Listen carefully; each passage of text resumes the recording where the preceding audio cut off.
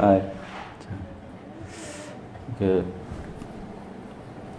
오늘 이렇게 부족한 저를 세워주셔서 제가 일부러 선수 쳤거든요. 목사님 오늘 예배 인도는 제가 하고 설교는 오늘 목사님 명설교를 듣겠습니다 말씀하시고, 그래서 저도 한 주 좀 쉬겠구나라고 싶었는데 목사님이 그래 이렇게 하시라고 하시는데, 저희 김경선 사모님께서 저를 너무 편애하시는 것 같아요. 옛날에 이런 일화가 있었습니다. 제가 그날도 자주는 못했는데 여기 교회 있을 때 한 서너 번 설교했던 것 같은데요.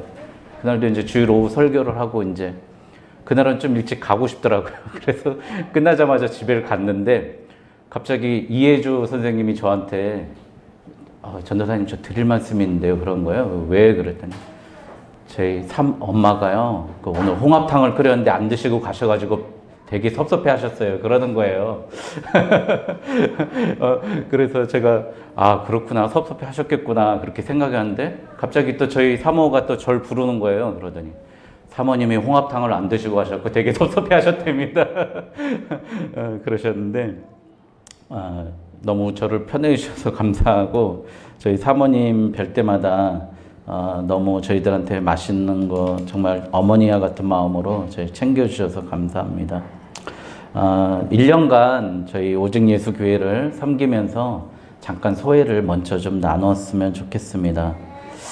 제가 오늘 아침에 제가 이제 혼자 새벽 예배를 드릴 때는 조그만 노트에다가 그날 일기를 쓰는데 2018년 10월 13일 일기를 보니까 이능순 목사님께 참 감사하다. 정말 늘 기도하고 교회를 위해서 내가 정말 해드릴 게 없는가 찾아봐야 되겠다. 너무 좋으신 분이고 훌륭하신 분이다 라는 일기를 썼더라고요. 그때가 좀 공고했을 때인데 제가 새벽 예배 때 이렇게 저 혼자 이렇게 재단을 지키고 그럴 때 가끔씩 이렇게 글을 씁니다. 일기를 씁니다. 그런데 요 근래 새벽 예배 저희 이제 드리는데 지난 화요일인가는 5분이 나와주셨어요. 그래서 새벽 재단을 계속 쌓고 있습니다.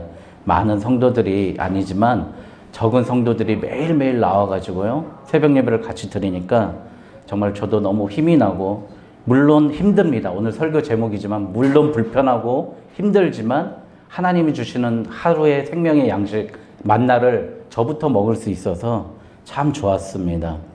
그리고 또 지난주에 보니까 저희 사모님은 그래요. 주방 이렇게 식사하고 나서 설거지하고 그런 것을 우리 고지혜 집사님하고, 고지수가 아닙니다. 고지혜 집사님하고 우리 유경혁 권사님이 다 정리하고 가셨다는 거예요. 오신 지 얼마 안 되셨는데, 또 오신 지 몇 달 안 되셨는데 우리 교회를 위해서 아끼고 사랑하는 마음으로 주방을 정리하시고 설거지를 하시고 이 일을 도우시는 거예요. 이런 성도의 헌신이요 정말 저는 기적과 같이 느껴져요. 처음 개척했을 때 아무도 없으니까 교회 설교 준비하러 왔다가 교회 청소하고 고치고 만지고 닦고 쓸고 하다가 하루가 다 어떻게 가는지 모르겠어요. 토요일이. 그런데 지금 보면 제가 손이 안 가 있어도 화장실에 이 수건이 다 갈려져 있고요. 다 청소가 돼 있고 주방이 정리가 돼 있고 강단에 청소가 되는 거 보면서 이게 너무 하나님의 은혜구나라는 생각을 합니다.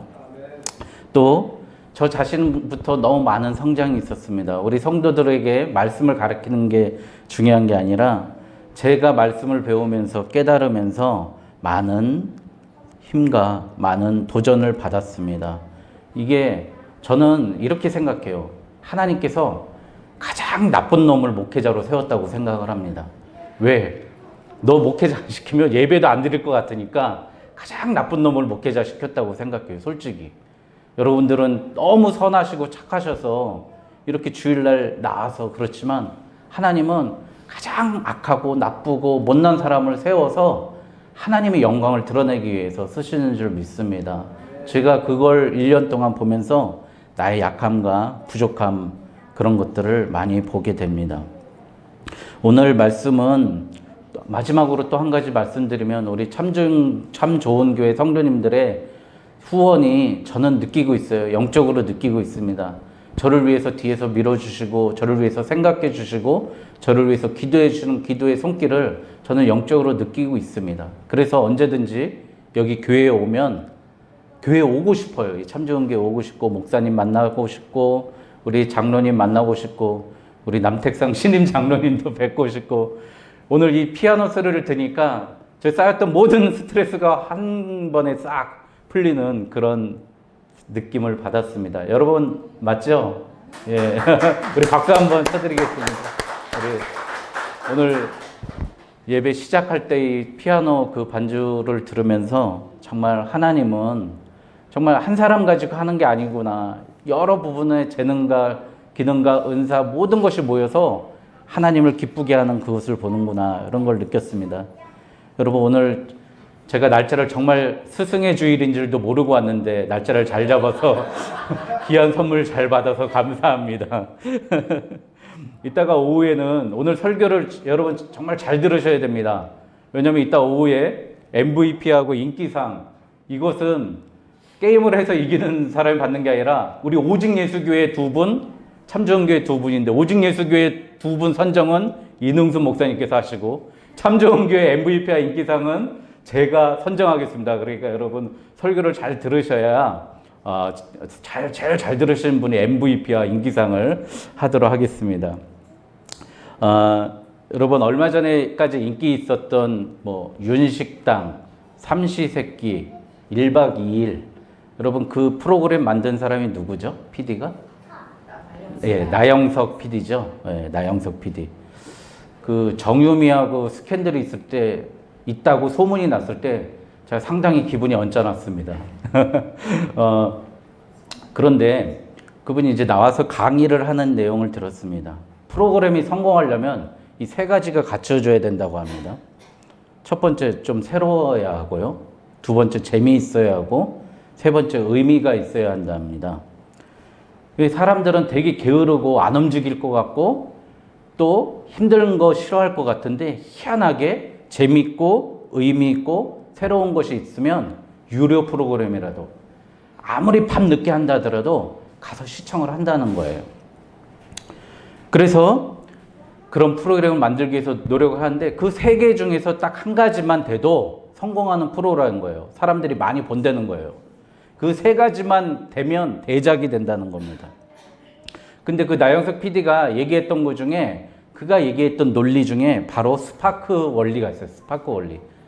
정반대에 있는 것을 끼워 맞추는 거예요.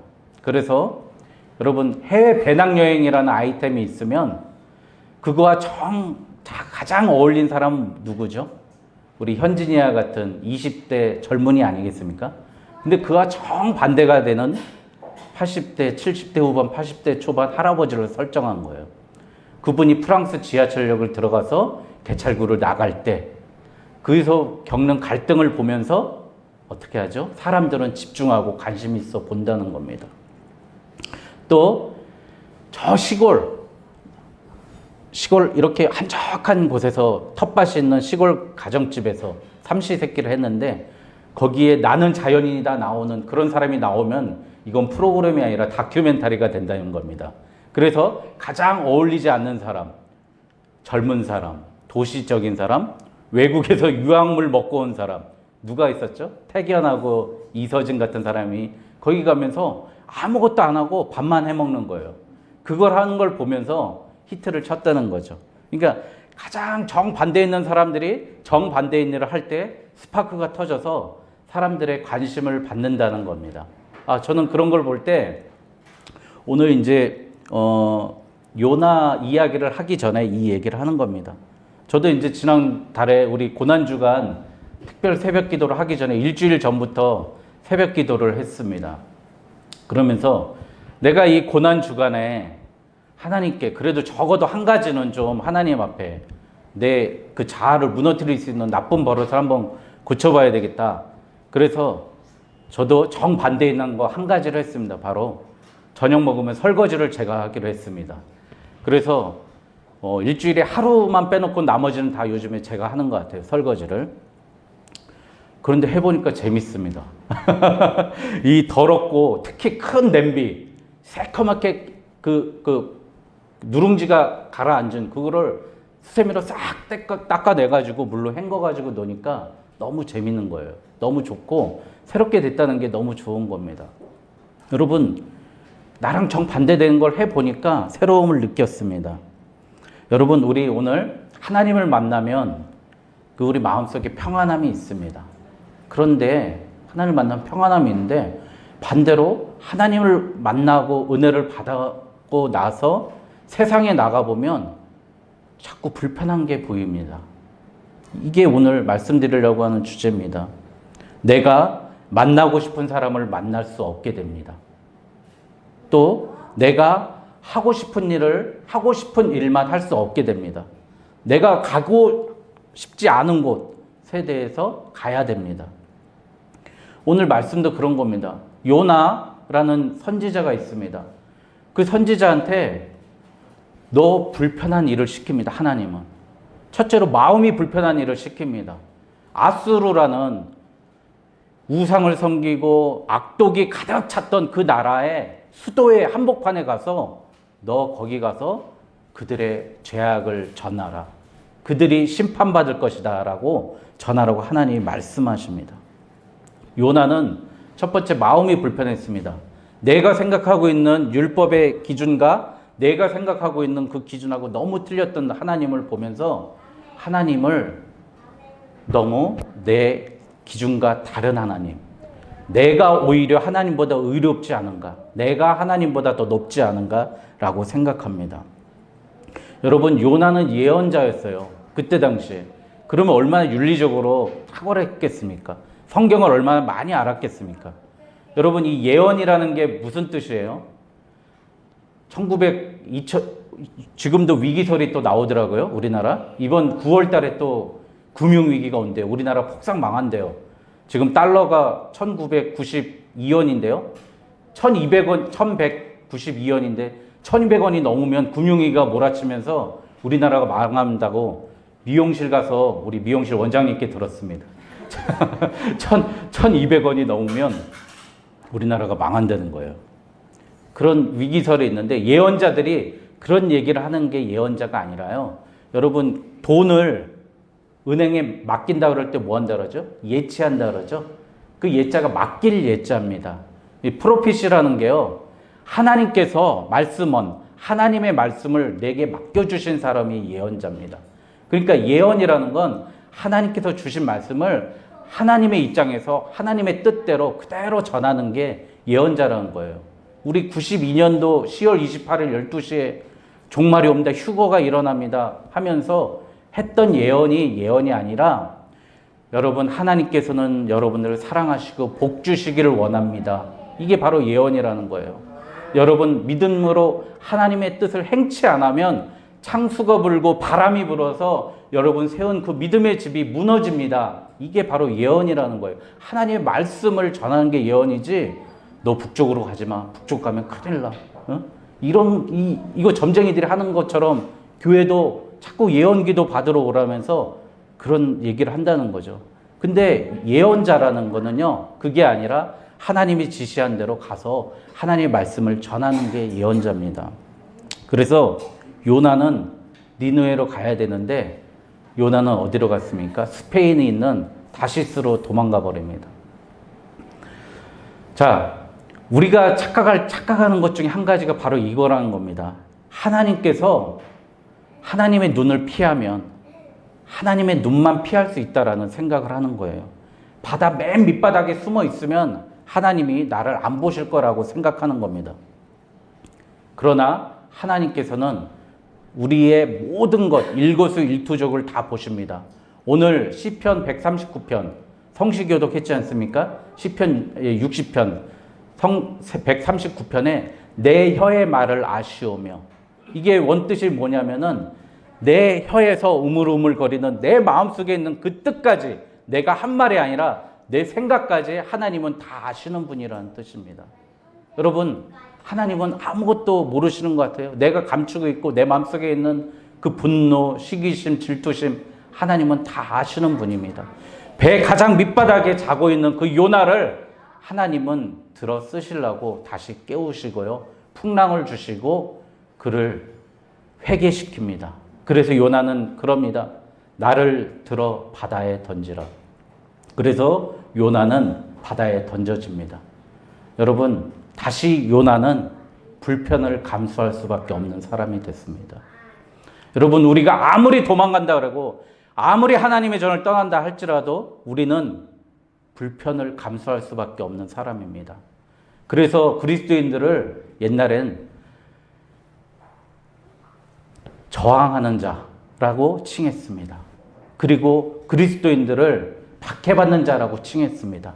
신앙을 위해서 그리스도인을 박해받는 공동체라고 교회를 명했습니다. 그래서 우리는 하나님의 백성이기 때문에 고통을 감수할 수밖에 없고 불편을 감수할 수밖에 없습니다. 그래서 요나는 나를 들어 바다에 던지라라고 얘기를 합니다. 그래서 그가 바다로 들어갑니다. 바다에 들어가서 요나는 3일 동안 기도합니다. 하나님, 내가 서원하겠사오니, 하나님의 약속을 지키겠사오니 나를 살려달라 그래서 요나는 다시 살아납니다. 그래서 그는 다시 니느웨로 갑니다. 니느웨에 가서 반나절 동안, 하루 전했다고 그러지만 사실 시간으로 보면 반나절밖에 안 되는 시간입니다. 40일 지나면 망합니다. 40일 지나면 망합니다. 그렇게 건성으로 복음을 전합니다. 그런데 희한한 건 그렇게 얘기를 했는데도 니느웨는 12만 명이라는 사람이 동물까지 짐승까지 다 회개하고 돌아왔다는 겁니다. 여러분, 하나님이, 제가 최초에 말씀드렸죠. 하나님 왜 나 같은 사람을 쓰시는가에 대해서 다시 한번 말씀드리겠습니다. 하나님, 우리 영광 받으라고, 우리 존경 받으라고 우리를 택해서 쓰는 게 아니라는 거예요. 우리는 건성으로, 우리는 예배 때 내 중심이 아니더라도 억지로 나와서 억지로 전하지만 하나님은 그 상황에서 역사하시는 하나님입니다. 나의 자격지심을 보고 하시지 마십시오. 나의 준비된 걸 가지고 하지 말라는 겁니다.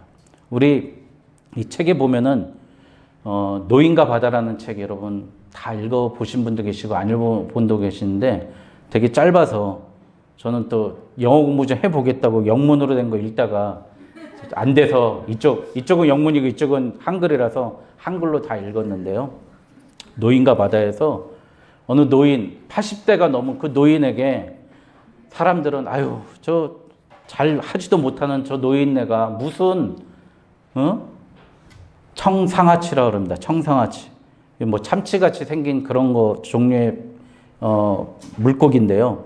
길이가 4m 내외의 엄청 큰 물고기입니다. 그가 바다에 나가서 84일 동안 아무것도 잡지 못합니다. 결국 85일째 5.5m 되는 청새치를 잡습니다. 청새치요. 그런데 이제 그와 사투가 벌입니다. 그물에는, 낚시줄에는 걸렸지만 그를 잡지 못하고 이리저리 막 끌려다닙니다. 그래서 그 노인이 하는 고백이 이겁니다. 너는 모든 것을 가졌는데 나는 아무것도 가진 것이 없구나 라는 고백을 합니다. 그러면서 그 청새치에게 끌려다니다가 겨우 간신히 청새치를 잡습니다. 그러나 또 지나고 나니까 상어떼가 달려듭니다. 상어떼가 달려들면서 그 청새치를 뜯어 먹으려고 상어가 계속 달려듭니다. 최초에는 청새치를 잡으러 갔다가 이제 상어와 싸움이 시작이 됩니다. 그래서 상어를 계속 두들겨 잡다가 이제 쿠바 항으로 다시 회항을 합니다. 돌아올 때 다 돌아오고 나서 보니까 뼈만 남은 청새치가 있었습니다. 여러분, 그 소설의 의미가 뭘까요? 우리의 생각대로, 우리의 힘대로, 내 계획대로, 요나처럼 우리가 세상에 나가서 아무리 열심히 살아봤자 우리가 걷어오는 건 결국엔 뼈 조각 그거 하나밖에 없다는 겁니다.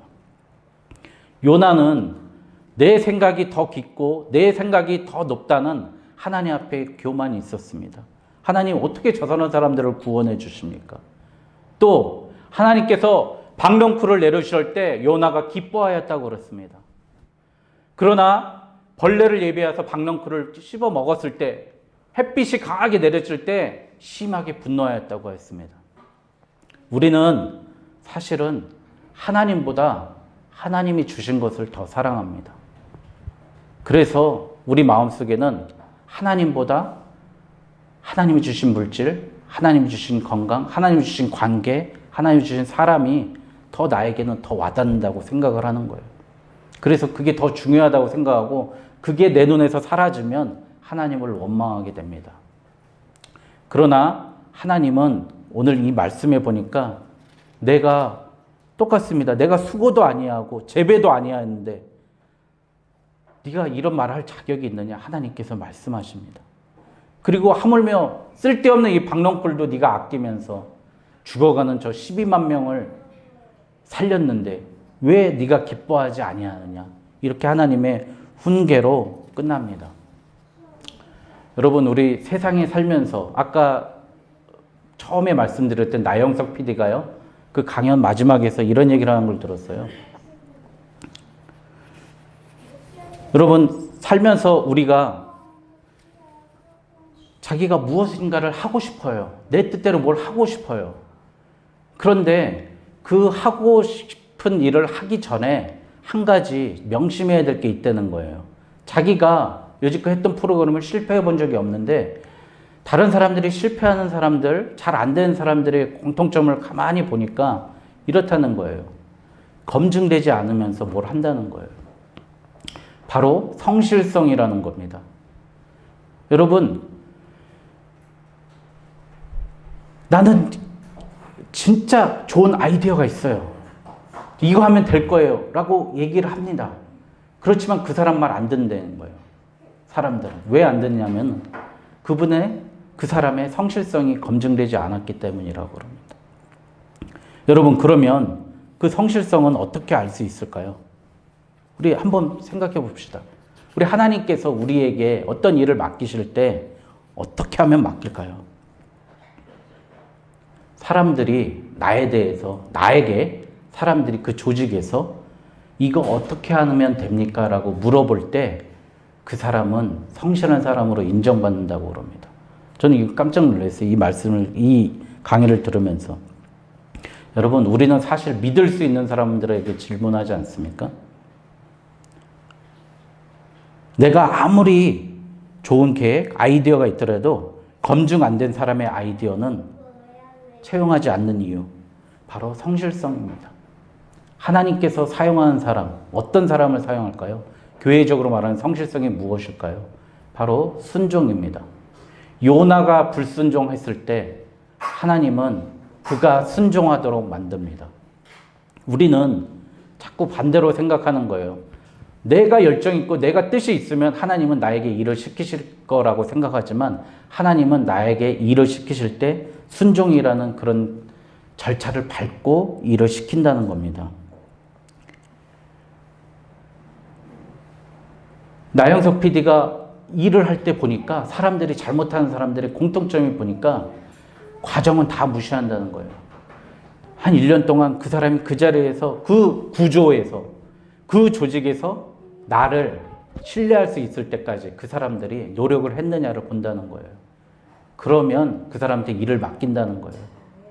그런데 우리는 하나님, 저는 니느웨로 가겠습니다. 다시스로 가겠습니다. 거기 가서 하나님 복음 전하겠습니다. 그건 네 뜻이고 하나님은 네가 생각한 거하고 틀린 나의 순종을 보고 그 다음부터 일하신다는 겁니다. 우리가 오늘 이 두 가지 논지를 가지고 제가 말씀을 전하려고 합니다. 마치려고 합니다. 첫 번째, 우리는 하나님의 사람으로 살아갈 때 첫 번째 제일 중요한 건 불편을 감수할 수 있는 믿음이 있어야 됩니다. 내 안에 하나님이 들어와 계시다면, 내 안에 예수 그리스도의 복음이 들어와 있다면 세상이 불편해야 됩니다. 아침에 출근하고 나갈 때부터 신호가 눈에 보여야 됩니다. 내가 늦게 일어난 것 때문에 신호를 무시하고 달려갑니다. 저는 직장에서 일도 없는데 괜히 늦게까지 있으면서 수당 좀 타먹으려고. 그거 올해부터 안 하고 있습니다. 여러분, 왜 웃으세요? 여러분, 또 이게 법을 지키는 건지 안 지키는 건지, 법에만 안 걸리면 되지, 세상 법만 안 걸리면 난 바르게 사는 거야 라고 생각하는 우리의 모습 많이 있지 않습니까? 쓰레기를 들고 아파트 분리수거장에 가면 깨끗이 분리수거 해야 되는데 대충 쳐 던지고 와버리고, 그것도 내 마음에 걸립니다. 사람들과 만날 때, 대화할 때 과장해서 얘기하고, 과장해서 거짓말은 아니지만 과장되게 얘기하는 것, 그것도 내 마음속에 걸립니다. 하나님이 내 안에 계실 때부터 내 마음속에 불편함이 시작됩니다. 그 불편함이 바로 나를 지켜주는 복음이고 말씀이고 하나님의 예언인 줄 믿습니다. 그것이 우리가 세상에서 감수해야 될 불편함입니다. 두 번째, 순종입니다. 하나님께서는 믿음과 순종, 믿어야만이 니네들이 순종할 수 있어가 아닙니다. 순종이 믿음이고 믿음이 순종이라는 겁니다. 네가 순종하는 그 순간 네 믿음은 증명되는 거야. 여러분, 그래서 그게 바로 순종의 불편함입니다. 요나는 이런 걸 모두 다 피하니까 하나님께서 이렇게 훈계했습니다. 여러분, 사랑하는 성도 여러분, 얼마나 세상 사는 게 쉽지 않습니까? 얼마나 어렵습니까? 힘듭니다. 사실 지치고 어렵습니다. 저 요즘에 우리 말로 5 세기 전에 잠든다고 그럽니다. 하나, 둘, 셋, 넷, 5 세기 전에 잠들어 버립니다. 전에는 5시 반에 일어나면 되는데 요즘은 4시 반에 일어나야 됩니다. 또 저녁에 또 와서 또 말씀 준비해야 되고 또 이런 거 저런 거 해야 됩니다. 이렇게 힘든데요. 하나님께서 주시는 그 기쁨, 하나님께서 주시는 말씀, 하나님께서 주시는 그 계획대로 살아보니까 하나님께서 나를 보호하고 계시는구나. 불편한데 보호하고 계시는구나. 그걸 알았습니다. 내가 하고 싶은 대로 해봤더니 걷어오는 건 뼈다구어 남은 청새치밖에 없었습니다. 여러분, 말씀이 좀 우습지 않습니까? 말씀이 너무 정말 옛날 말 같고 나하고는 너무 동떨어진 말씀 같지만 우리가 이 말씀을 가지고 귀 새기고요. 말씀을 내 마음속에 새기고 말씀으로 나를 전파할 때 이 말씀이 나에게 전파할 때 이 말씀이 역사합니다. 오늘 내 힘대로 살지 않고 요나처럼 내 생각대로 살지 않고 말씀으로 사시고 말씀으로 불편을 감수하고 말씀으로 순종하여서 하나님이 정말 멋진 그리스도인, 하나님, 난 다른 사람 모르겠습니다. 다 모르겠는데 나는 하나님 앞에 정말 진정한 그리스찬으로 내가 살겠습니다. 고백하고 살아가는 저와 여러분 되시길 주님의 이름으로 축원드립니다. 기도하겠습니다. 사랑의